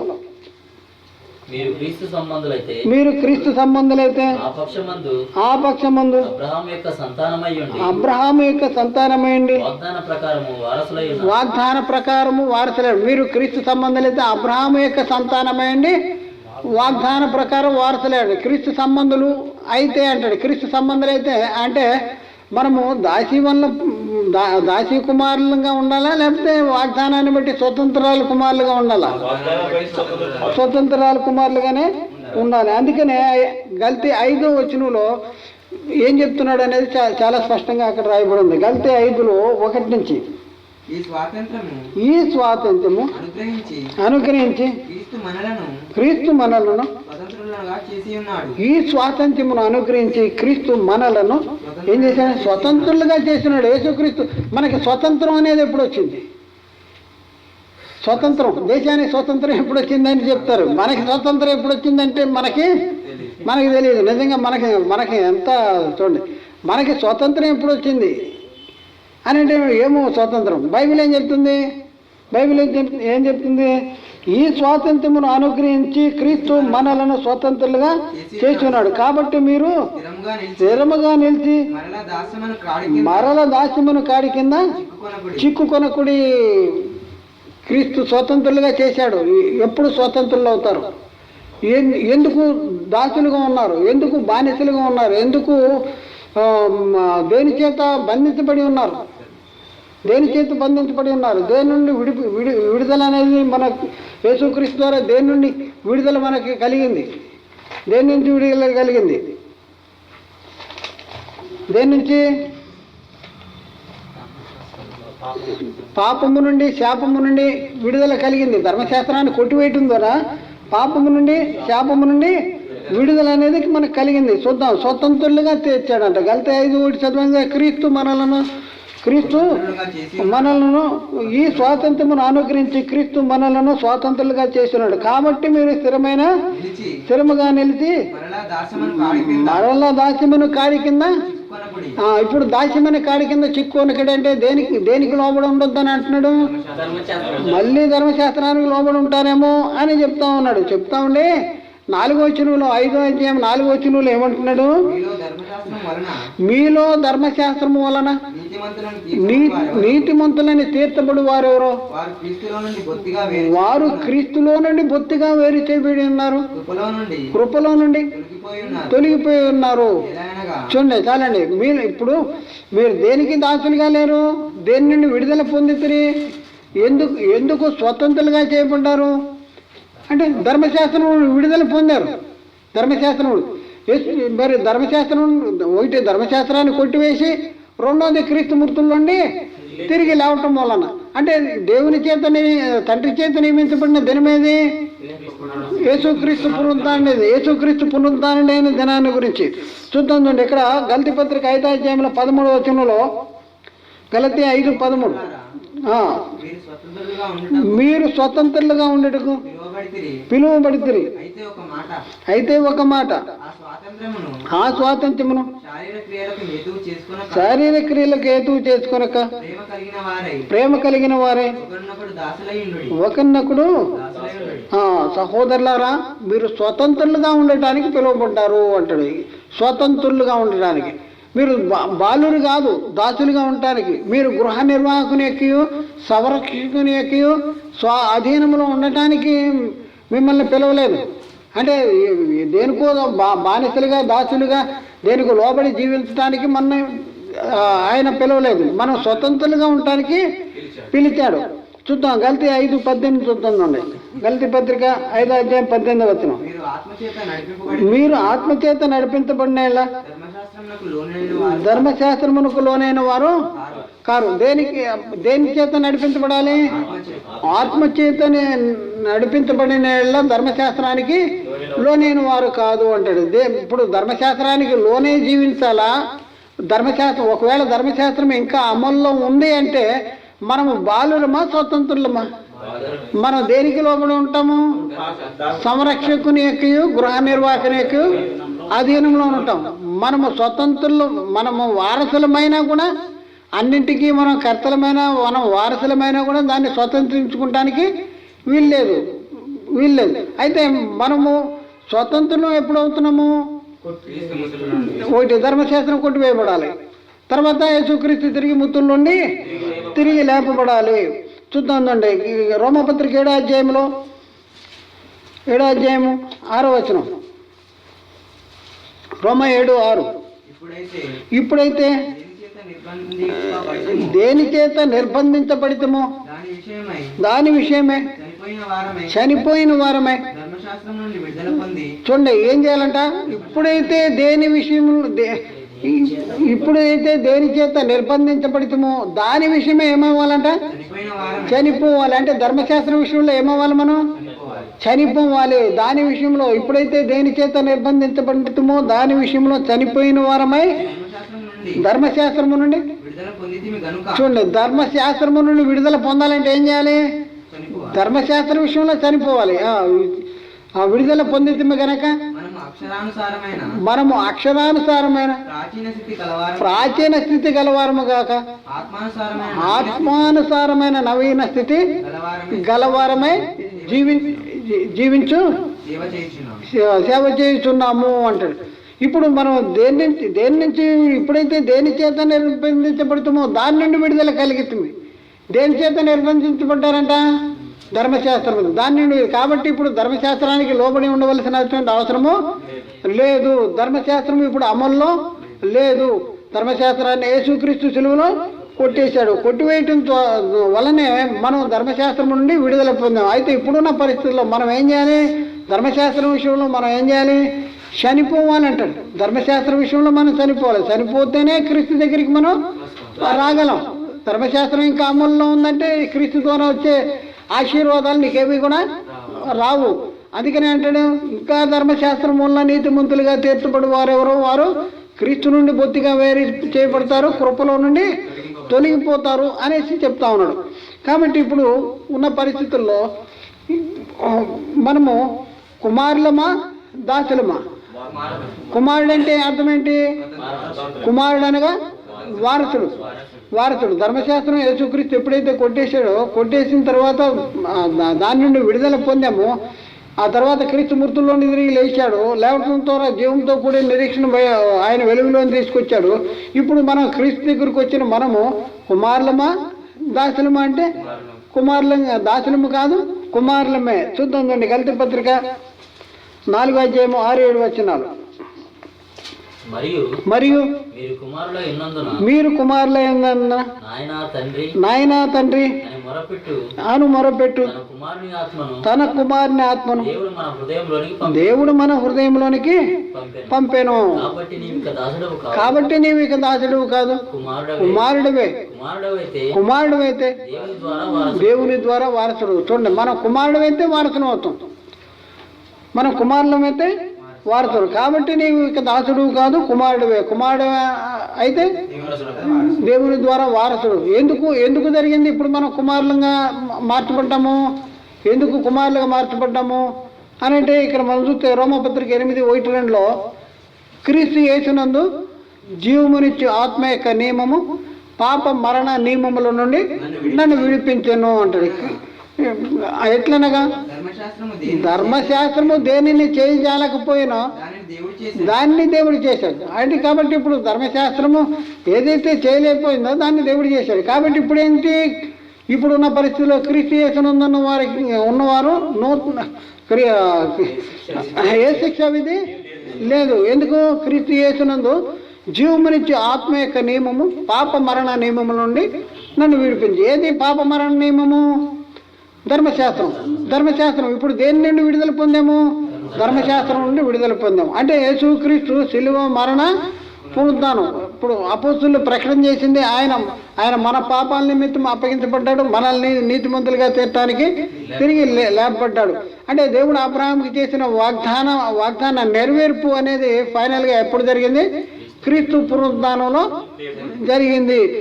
ధర్మశాస్త్రాన్ని కొట్టివేయటం ఆ తర్వాత పునరుద్ధానంలో జరిగింది. ధర్మశాస్త్రాన్ని కొట్టేయకుండా ఆయన మృతి పొంది తిరిగి లేచినా కూడా వ్యర్థమే. ఒకవేళ ధర్మశాస్త్రాన్ని కొట్టేసి ఆయన లేకపోయినా చూడండి, ధర్మశాస్త్రాన్ని కొట్టేయకుండా ఆయన మృతి పొంది తిరిగి లేచాడు అనుకోండి. ధర్మశాస్త్రాన్ని కొట్టేయకుండా, ధర్మశాస్త్రం అది ఎప్పుడు కూడా మనని నిర్బంధించేదిగానే ఉంటుంది. ఒకటి కొట్టివేయటం, తర్వాత క్రీస్తు మృతుల్లోండి తిరిగి లేవటం అనేది. అంటే ఫైనల్గా ఏంటంటే ఈ దినమును గురించి, ఏ దినాన్ని గురించి? క్రీస్తు మృతుల్లోండి పునరుద్ధరణైన దినాన్ని గురించి ప్రవక్తలందరూ కూడా ప్రవచనాలు చేశారు. దేవుడు అబ్రహాంకి చేసిన వాగ్దానం కూడా మృతుని పునరుద్ధానాన్ని గురించే చేశాడు అనేసి మనం చాలా స్పష్టంగా మనకు అర్థమవుతుంది. అందుకనే మనం చూసుకుంటే యేసుక్రీస్తునందు మీరందరూ ఎవరంట 3:26 గల్తీ పత్రిక 3:26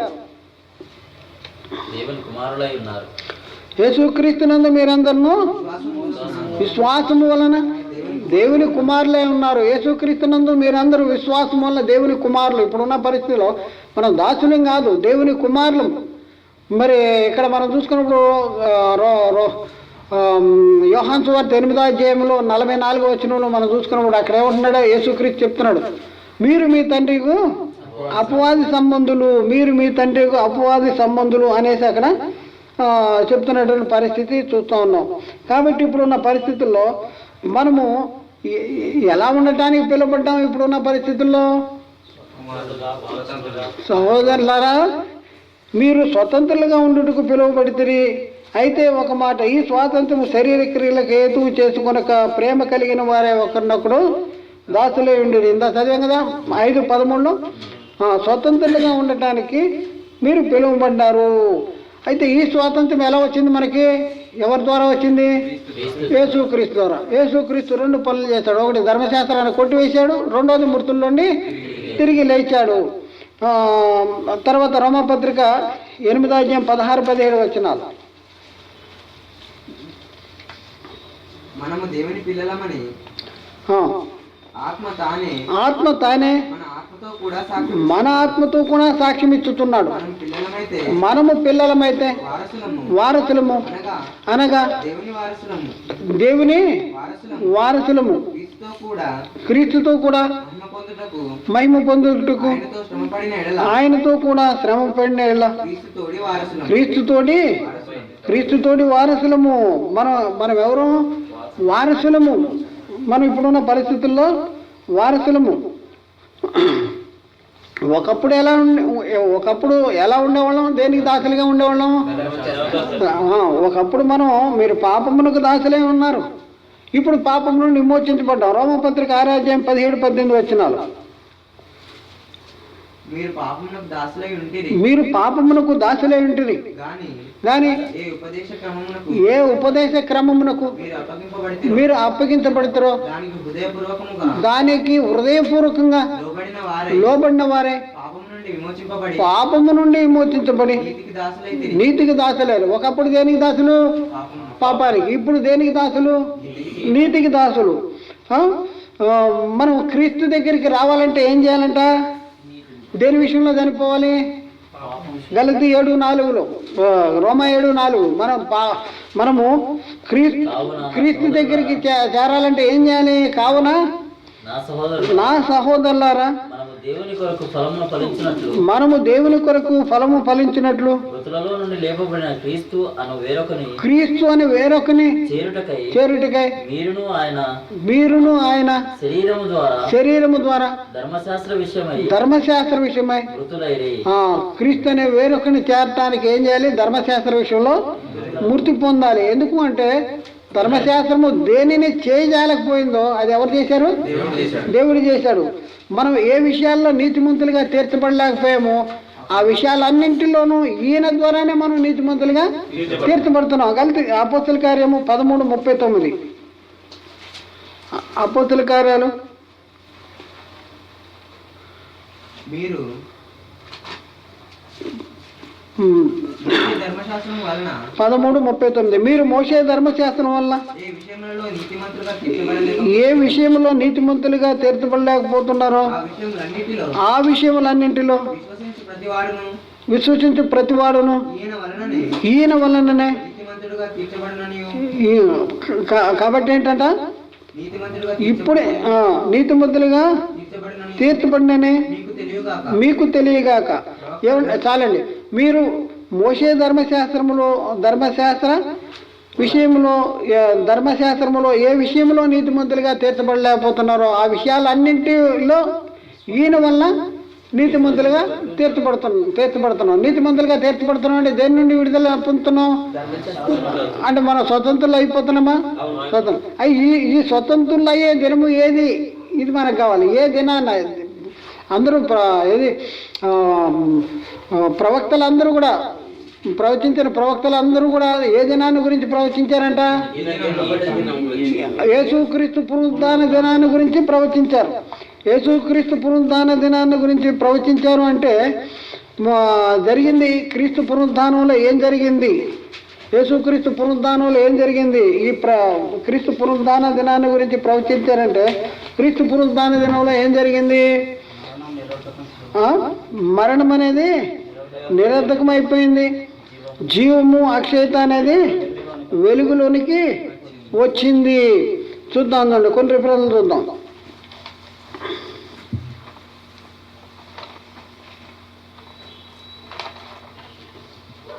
చూడండి, ఒకటేమో నీతిమంతులుగా తీర్చబడ్డాం, ఒకటి నీతిమంతులుగా తీర్చబడ్డాం. రోమా 4:25 ఒకటి నీతిమంతులుగా తీర్చబడ్డాం. రోమా 4:25. రెండోది దేవుని అధికారంలోనికి వచ్చేసాం. దేవుని అధికారంలోనికి వచ్చాం.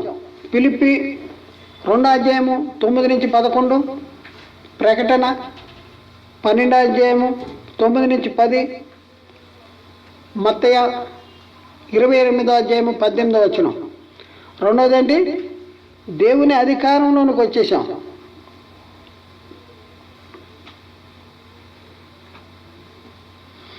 చదవండి. ప్రకటన 12:9-10, ఫిలిప్పీ 2:9-10, మత్తయి 28:18.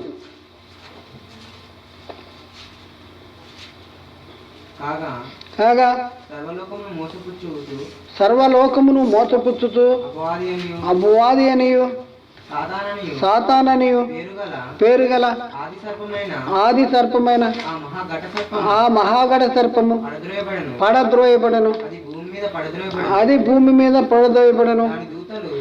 దూతలు దానితో కూడా పడదోయబడి మరియు మరియు ఒక గొప్ప స్వరము పరలోకమందు ఇలాగ చెప్పుట వింటిమి. రాత్రి వాళ్ళు మన దేవుని ఎదుట మన సహోదరుల మీద నేరము మోపువాడైన అపవాది పడద్రోయబడి ఉన్నాడు గనక ఇప్పుడు రక్షణయు శక్తియు రాజ్యమును మన దేవుని ఆయన ఇప్పుడు అధికారం ఎవరిదైందంట? ఆయన క్రీస్తుదా. ఎప్పుడైతే యేసుక్రీస్తు ధర్మశాస్త్రాన్ని కొట్టివేసి మృతి పొంది సమాధి చేసి తిరిగి లేచి పరలోకానికి వెళ్ళాడో, పరలోకానికి వెళ్ళిన తర్వాత ఇక మృతుల్లోని తిరిగి లేవగానే అధికారం ఎవరిదైపోతుంది?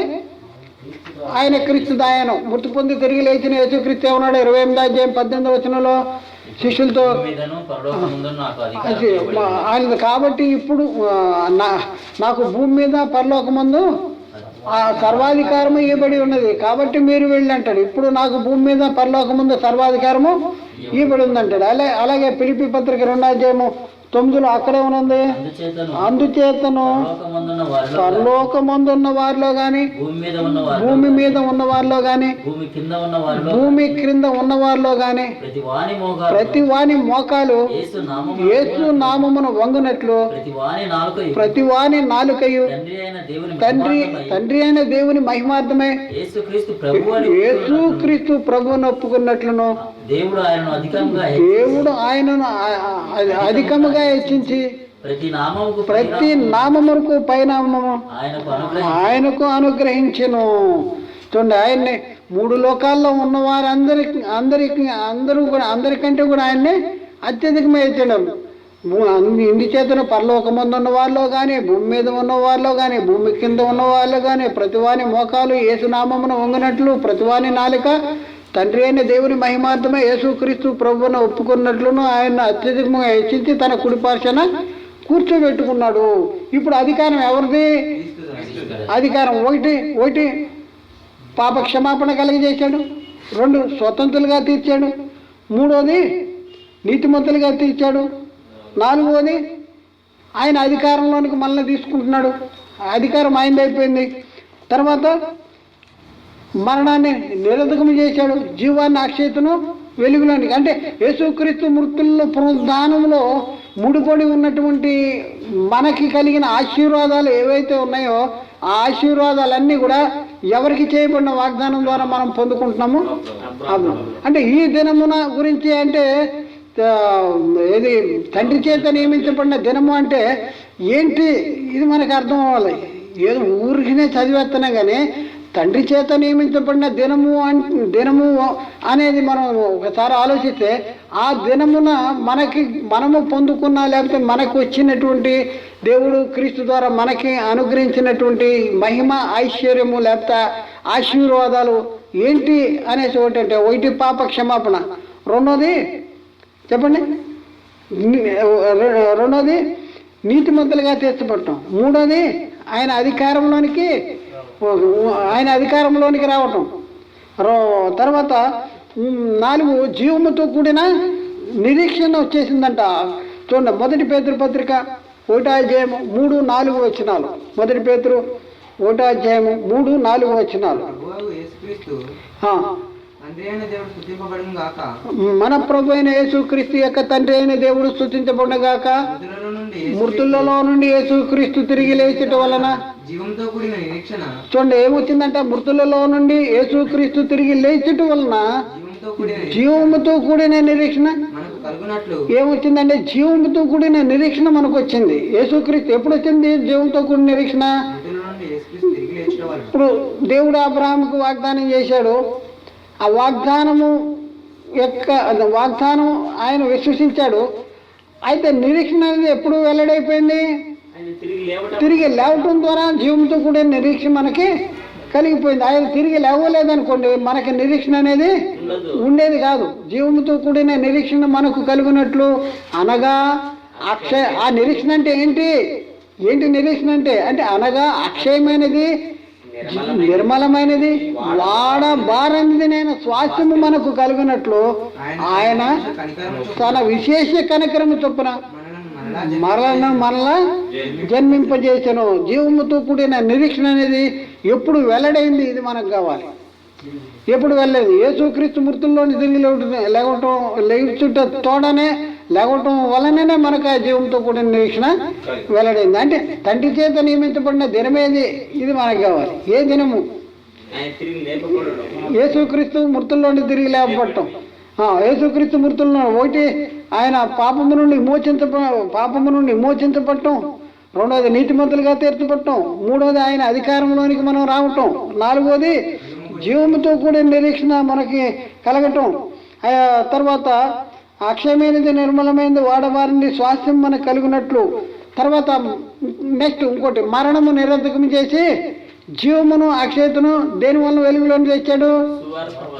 సువార్త వలన వెలుగులోంచే జీవాన్ని మరణమును నిరర్ధకం అవటం, జీవము అక్షయత దేని వలన వెలుగులోకి వచ్చిందంట? సువార్త వల్ల. చూద్దాం రెఫరెన్స్ 2 తిమోతి పత్రిక 1వ అధ్యాయం 9-10 వచనాలు. 2 తిమోతి 1వ అధ్యాయం 9-10 వచనాలు. మన క్రియలను బట్టి కాక చూడండి, తన స్వకీయ సంకల్పమును బట్టి. ఎవరు స్వకీయ సంకల్పాన్ని? మన క్రియలను బట్టి కాదు. మనం నీతిమంతులుగా తీర్చబడింది మన క్రియలను బట్టి కాదు. దేవుడు యేసుక్రీస్తుని లోకానికి పంపించింది మన క్రియలను బట్టి కాదు. దేవుడు మనల్ని కావాలని కోరుకున్నది తన స్వకీయ సంకల్పమును బట్టి అనాది కాలముననే క్రీస్తు యేసునందు మనకు అనుగ్రహింపబడినదియును క్రీస్తు యేసును మన రక్షకుని ప్రత్యక్షత వలన. చూడండి, ఆయన ప్రత్యక్షత వలన ఏమైందంటే బయలుపరచబడినదినైనా తన కృపను బట్టి మనలను రక్షించి పరిశుద్ధమైన పిలుపుతో ఆయన మనలను పిలిచాను. ఆ క్రీస్తు యేసు ఏం చేశాడంటే, ఆ క్రీస్తు యేసు మరణమును నిరర్ధకము చేసి జీవమును అక్షయతను సువార్త వలన వెలుగులోని తెచ్చాడు. జీవాన్ని అక్షయత అనేది లోకంలోనికి ఎప్పుడు వెలుగులోనికి వచ్చిందంట? సువార్త వలన వెలుగులో. సువార్త అంటే ఏంటి? సువార్త అంటే ఏంటి? పౌలు చెప్తున్నాడు. అపోస్తలుడైన పౌలు 1వ కొరింథీ పత్రికలో 1 నుంచి మనం చదువుకున్నప్పుడు 1వ కొరింథీ 15వ అధ్యాయం 1వ కొరింథీ 15వ అధ్యాయంలో 1 నుంచి 4 వరకు చదువుదాం. మరియు సహోదరులారా, నేను మీకు ప్రకటించిన సువార్తను చూడండి ఏమంటున్నాడు? నేను మీకు సువార్తను ప్రకటన చేశానంట. ఏంటి? అదే మీకు తెలియపరుస్తున్నాను అంటున్నాడు. మీరు దానిని అంగీకరించితిరి, దాని యందే నిలిచి ఉన్నారు. మీ విశ్వాసము వ్యర్థమైతేనే గాని ఏ ఉపదేశ రూపకముగా మీకు సువార్త ప్రకటించుతున్నో ఆ ఉపదేశమును మీరు గట్టిగా పట్టుకుని ఆ సువార్త వలనే చూడండి. ఏంటంటే సువార్త వలన రక్షణ పొందువారే ఉన్నారు. నేను మీకు సువార్త ప్రకటన చేశాను అంటాడు. ఇక్కడేమంటున్నాడు? క్రీస్తు యేసు మరణాన్ని నిరర్ధకం చేసి జీవమును అక్షయతను సువార్త వలన వెలుగులోకి. ఏంటి ఆ సువార్త అనేది? ఆ సువార్త గురించి చెప్తున్నాడు. ఏంటి? నాకు ఇవ్వబడిన ఉపదేశమును మొదట మీకు అప్పగించితిని. అదేమనగా లేఖనముల ప్రకారము ఏంటండి? లేఖనము ప్రకారము క్రీస్తు మన పాపముల నిమిత్తము మృతి పొందెను, సమాధి చేయబడును. లేఖనముల ప్రకారము 3వ దినాన లేపబడను. ఏది దేన్ని గట్టిగా పట్టుకుంటే దానివల్ల మీరు రక్షణ పొందుతారంట. ఏది చెప్తున్నాను అంటున్నాడు పౌలు? నేను మీకు తెలియపరిచిన సువార్తను నేను మీకు ప్రకటించిన సువార్తను మీకు తెలియపరుస్తున్నాను అని అంటాడు. మీరు దాన్ని అంగీకరించి తిరిగి దాని యందే నిలిచి ఉన్నారు. మీ విశ్వాసం వ్యర్థమైతేనే కానీ ఏ ఉపదేశ రూపంగా నేను మీకు సువార్త ప్రకటించుతున్నా ఆ సువార్తను మీరు గట్టిగా పట్టుకుంటే ఆ సువార్త వల్ల మీరు రక్షణ పొందువాలి. సువార్త చెప్తా ఉన్నాడు. ఏం చెప్పాలి ఇప్పుడు లోకానికి? దేన్ని గట్టిగా పట్టుకోమని చెప్పాలి? యేసు క్రీస్తుని గురించి, క్రీస్తు మరణ సమాధి పునరుద్ధానాన్ని గురించి, క్రీస్తు మరణం ద్వారా మనకు వచ్చిన ఆశీర్వాదం ఏంటి, క్రీస్తు పునరుద్ధానంలో మనం పొందుకునే మహిమ ఏంటి, ఈ దేవుడు యేసుక్రీస్తుని పంపించడం ద్వారా పంపించి ఆయన మన కోసం ఆయన్ని అప్పగించి మన శిక్షను చూద్దాం. 1 కొరింథీ 2 కొరింథీ 5వ అధ్యాయంలో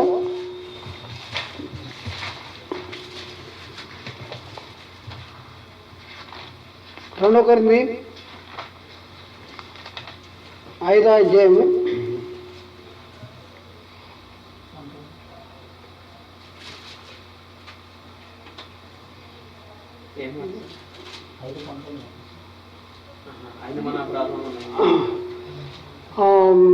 18 నుంచి చూద్దాం. సమస్తమును దేవుని వలన ఆయన మనలను క్రీస్తు ద్వారా తనతో సమాధానపరుచుకుని ఆ సమాధానపరచు పరిచర్యను మాకు అనుగ్రహించను.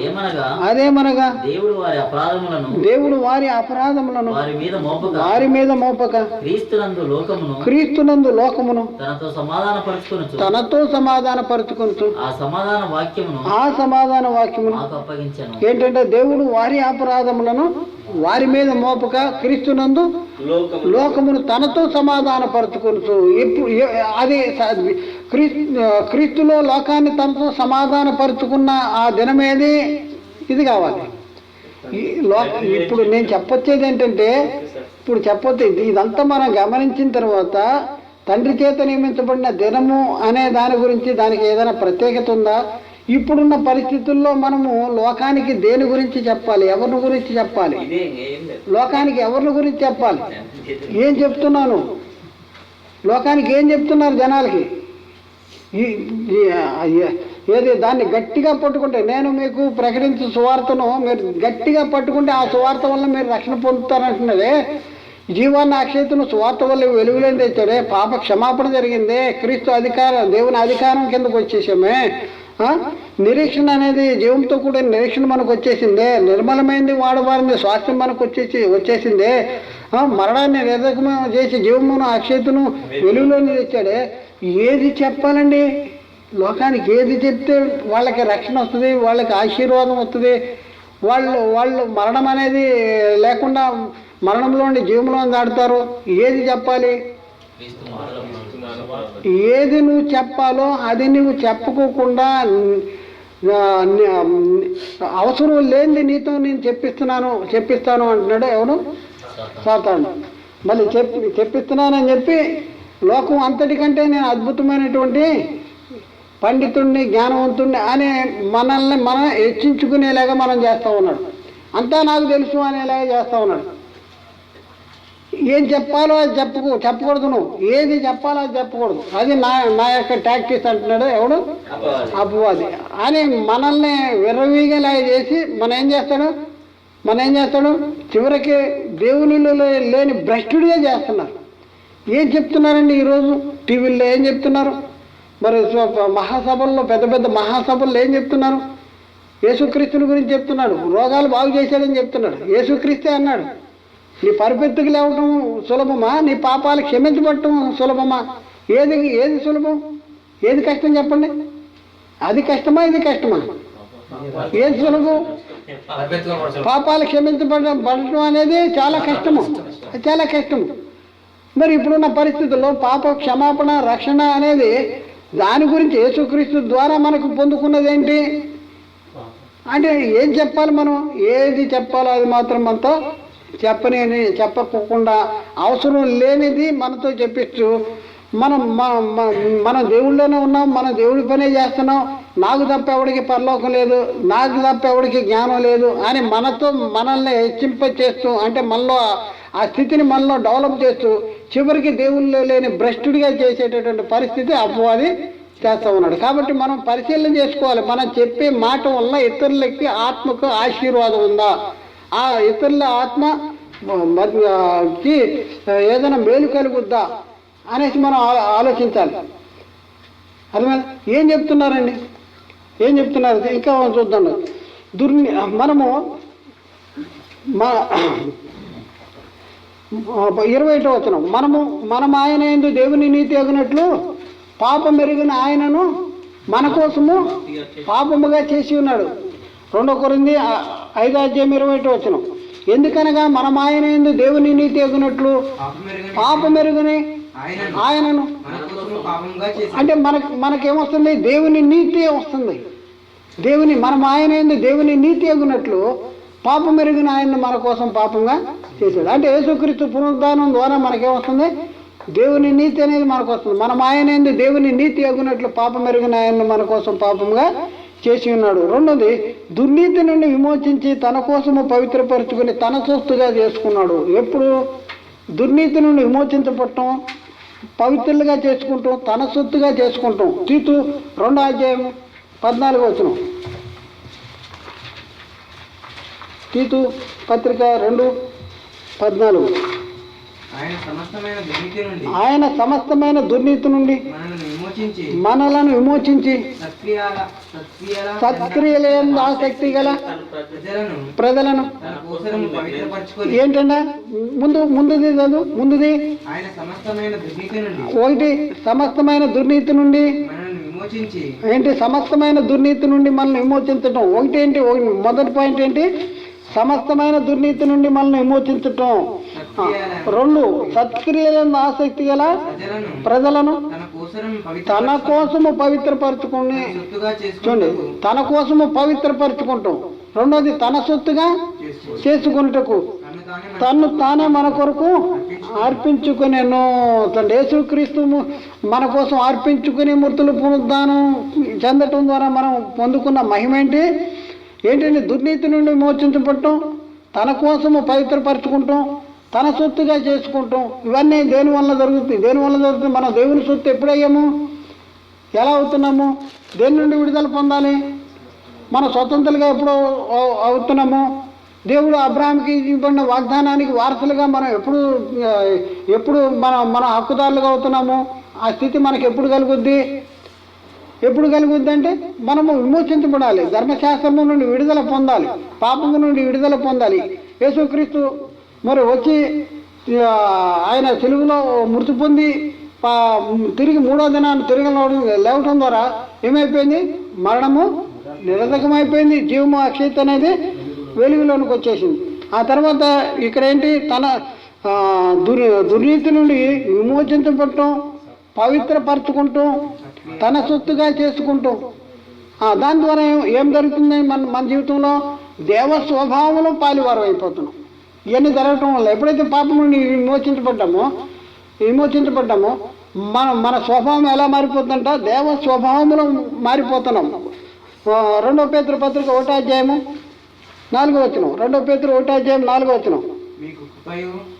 మీకు కృపయు సమాధానమును విస్తరించును గాక. ఆ మహిమ గుణాతిశయములను బట్టి ఆయన మనకు అమూల్యములను అత్యధికములనైన వాగ్దానములను అనుభవించుట చేత అనుగ్రహించి ఉన్నాడు. దురాశలను అనుసరించటం వలన లోకమందున్న భ్రష్టత్వమును ఈ వాగ్దాన మూలముగా మీరు తప్పించుకొని దేవ స్వభావమునందు పాలువారగునట్లు వాటిని అనుగ్రహించెను. చూడండి, దేవ స్వభావమునందు పాలువారవుటకు వాటిని అనుగ్రహించను. ఇప్పుడున్న పరిస్థితుల్లో దేవ స్వభావములు పాలువారు ఎవరో మనం పాలువారు అవటానికి ఎప్పుడు అవుతున్నాం? దేనివల్ల అవుతున్నాము? యేసుక్రీస్తు మృతి పొంది తిరిగి లేకపోతే అయ్యేవాళ్ళం కాదు. దేవుడు అబ్రాహాముకి ఇవ్వబడిన వాగ్దానం నెరవేర్పు అనేది దేనిలో జరిగింది? క్రీస్తు పునరుద్ధానంలో జరిగింది. తండ్రి చేత నియమించబడిన దినమేది? తండ్రి చేత నియమించబడిన దినం వరకు మనం దేనికి లోబడి ఉంటాము? దేనికి దాసులుగా ఉంటాము? పాపానికి దాసులుగా ఉంటాం, ధర్మశాస్త్రానికి లోబడే ఉంటాము. కాబట్టి ఇప్పుడున్న పరిస్థితుల్లో దేని నుంచి విడుదల పొందాము? పాపము నుండి మోచించబడ్డాము. దేనికి దాసులుగా? నీతికి దాసులుగా. ఇప్పుడున్న పరిస్థితుల్లో మనం ఏం చేస్తున్నాము? ఆయనతో కూడా ఆయనతో కూడా లేపబడ్డాము, ఆయనతో కూడా జీవిస్తున్నాం ఇప్పుడున్న పరిస్థితుల్లో.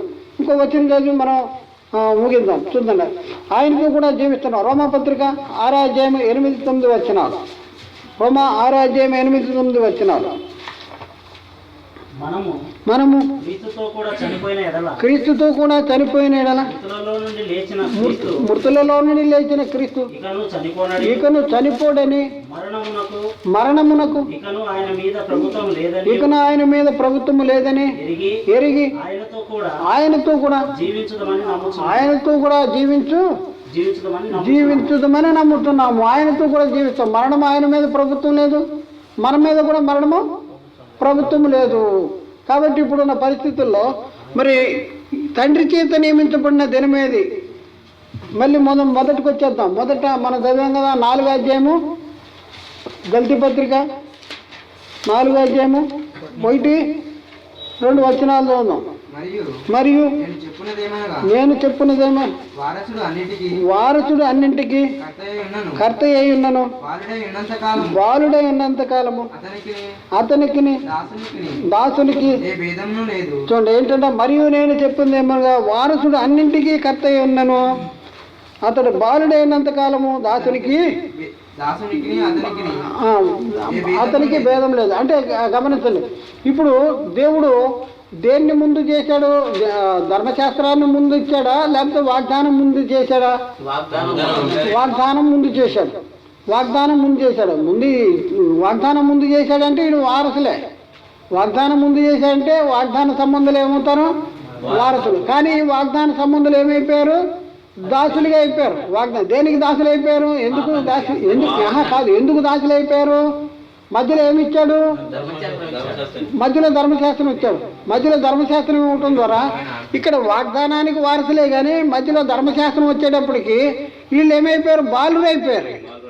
వీళ్ళు బాలురు కాకుండా స్వతంత్రులు అవ్వాలి, మేజర్ అవ్వాలంటే ఏం అవ్వాలి? ధర్మశాస్త్రం కొట్టివేయబడాలి. ధర్మశాస్త్రం కొట్టివేయబడటం ద్వారా పాపములు తీసివేయబడటం, మృతుల్లోని తిరిగి లేవడం ద్వారా నీతిమంతులుగా, క్రీస్తు మృతుల్లోని తిరిగి లేవడం ద్వారా నీతిమంతులుగా మనం తీర్చబడటం. ఒకటి పాపములు క్షమించబడటం, నీతిమంతులుగా తీర్చబడటం. ఇవి ఎప్పుడు జరుగుతాయి?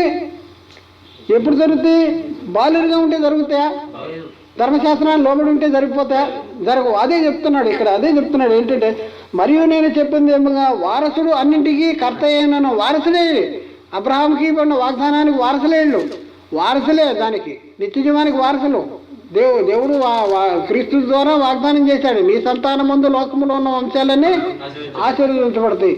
వాగ్దానానికి వారసులే, కానీ వీళ్ళు బాలురుగా ఉన్నారు. బాలురుగా ఉంటే సంరక్షకుని గృహ నిర్వాహకుని స్వాధీనంలో ఉంటారు. కాబట్టి వాళ్ళు స్వతంత్రించుకోవడానికి వాళ్ళకి అధికారము లేదు. ఎప్పుడు స్వతంత్రించుకోగలరు? ధర్మశాస్త్రం నుండి విడుదల పొందితేనే వాళ్ళు స్వతంత్రులుగా తీర్చబడతారు, వాళ్ళు వారసులు అవుతారు.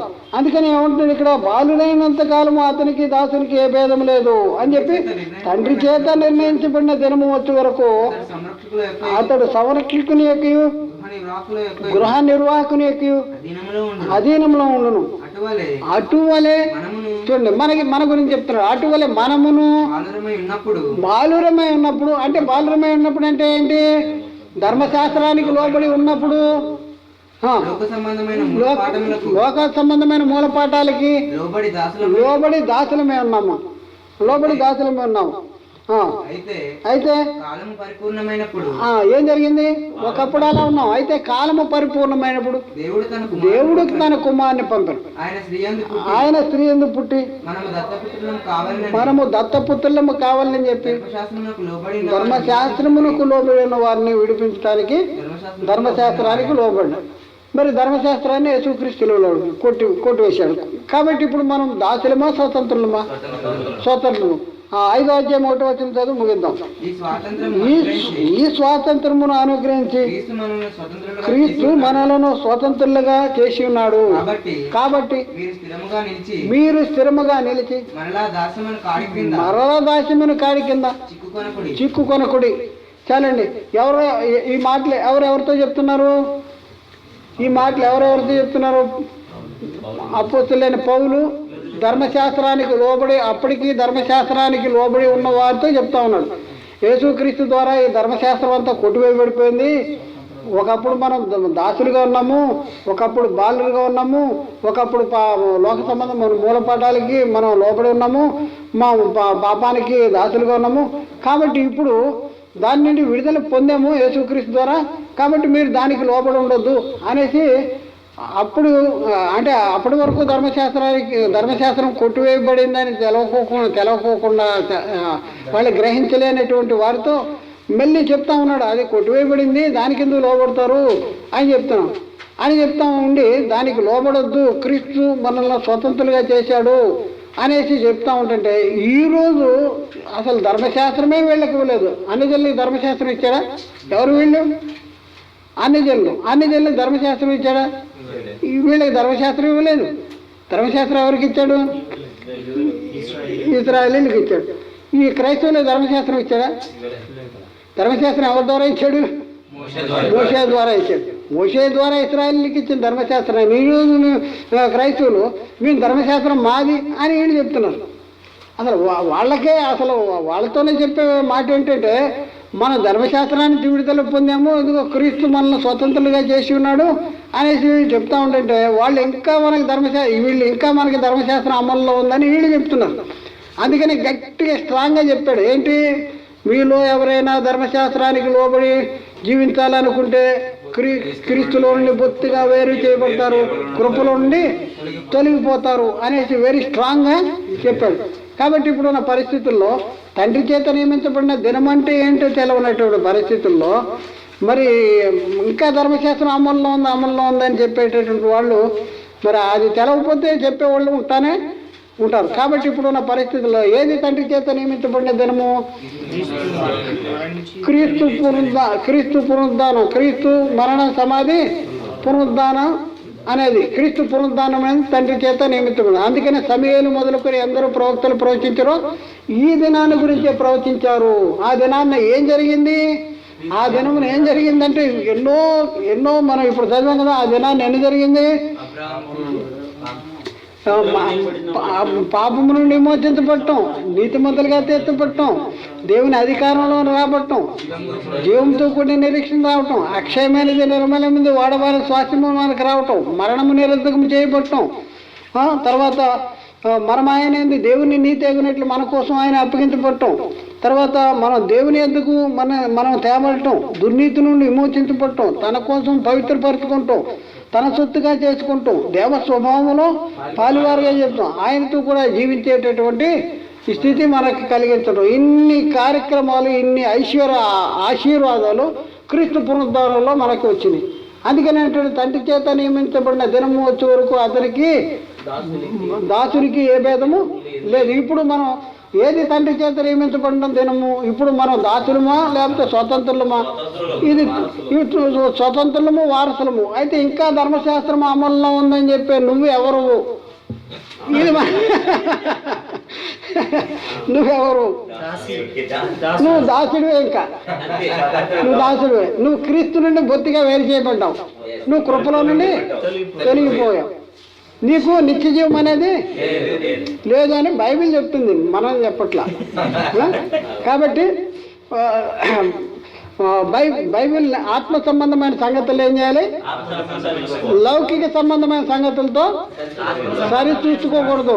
ఆత్మ సంబంధమైన సంగతులు సరి చూసుకోవాలి. బైబిల్ని చదివేటప్పుడు దేవుడు మనతో ఏం చెప్తున్నాడు, మనకి ఏమి ఇచ్చాడు, మనకి ఏమి ఇస్తానంటున్నాడు, ఇవి మనం గ్రహించాలి. అర్థమేనా? హంస ఏం చేస్తా చెప్పండి? ఏం చేస్తా? ఇప్పుడు మనం ఏ సంగతులు గ్రహించాలి? ఆత్మ సంబంధమైన సంగతులతో సరి చూసుకోవాలంటే మనకి ఏ నేత్రాలు తెరవబడాలి? మీ మనోనేత్రములు వెలిగించబడినందున క్రీస్తునందు ఆయన మీకు వినియోగపరిచిన ఆయన బలాశయమును బట్టి అనేసి చెప్తా ఉన్నాడు పౌలు. మరి ఇంకా ధర్మశాస్త్రం అమల్లో ఉంది అనేసి ఇంకా చాలామంది ఏం చేస్తారంటే 10 ఆజ్ఞలు ఇంకా అమల్లో ఉన్నాయి అని చెప్పేసి శనివారం ఆరాధన చేసేవాళ్ళు శనివారం ఆరాధన చేస్తున్నారు. చేయని వాళ్ళు కూడా చాలామంది, అది చేయని వాళ్ళు కూడా ఇంకా ధర్మశాస్త్రం అమల్లో ఉందని వీళ్ళు భ్రమపడుతూ ఉన్నారు. చిన్నప్పటి నుంచి సండే స్కూల్లో ఏం నేర్పిస్తున్నారు? పదే ఆజ్ఞలు. అసలు 10 ఆజ్ఞలు కంఠస్థం రానివాడు క్రైస్తవుడు కాదంట. వీళ్ళ లెక్క. క్రైస్తవుడు అంటే ఎవరు? 10 ఆజ్ఞలు వచ్చినవాడే క్రైస్తవుడు. అందుకని పిల్లలు సండే స్కూల్ కానించి వాళ్ళు చెడగొట్టేస్తున్నారు. సండే స్కూల్ నుంచి ఏం చేస్తున్నారు? చెడగొట్టేస్తున్నారు. అక్కడ పునాది అక్కడి నుంచి ఎవరు చేసేది ఈ పని? సాతానే చేస్తున్నాడు అన్నమాట. కాబట్టి మనం ఏం చేయాలి? మనోనేత్రాలు వెలిగించబడితే బైబిల్లో నీ గురించి దేవుడు ఏం చేశాడు అనేది నీకు అర్థమవుతుంది.